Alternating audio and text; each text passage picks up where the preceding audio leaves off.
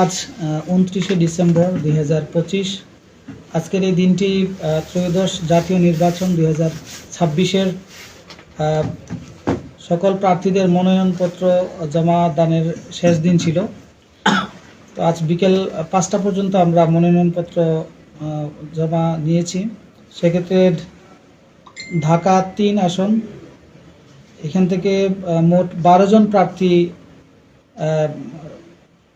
মনোনয়নপত্র জমা দিয়েছেন।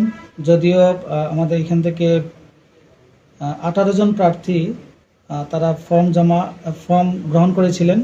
তো সেক্ষেত্রে আজকে 12 জন প্রার্থী আমাদের এখানে জমা দিয়েছেন মনোনয়নপত্র।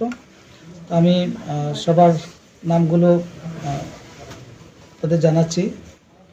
মোহাম্মদ মনির হোসেন, তিনি স্বতন্ত্র প্রার্থী। মোহাম্মদ সাজ্জাদ হোসেন, গণ অধিকার পরিষদ থেকে তিনি জমা দিয়েছেন। গয়েশ্বর চন্দ্র রায়, বাংলাদেশ জাতীয়তাবাদী দল বিএনপি।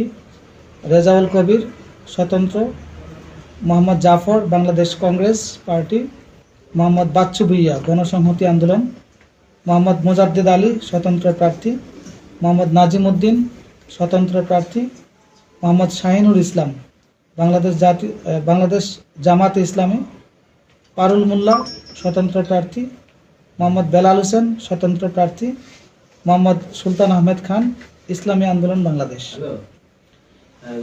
এই নিয়ে আমাদের ঢাকা 3 থেকে 12 জন প্রার্থী ওনারা মনোনয়নপত্র জমা দিয়েছেন। ঢাকা 2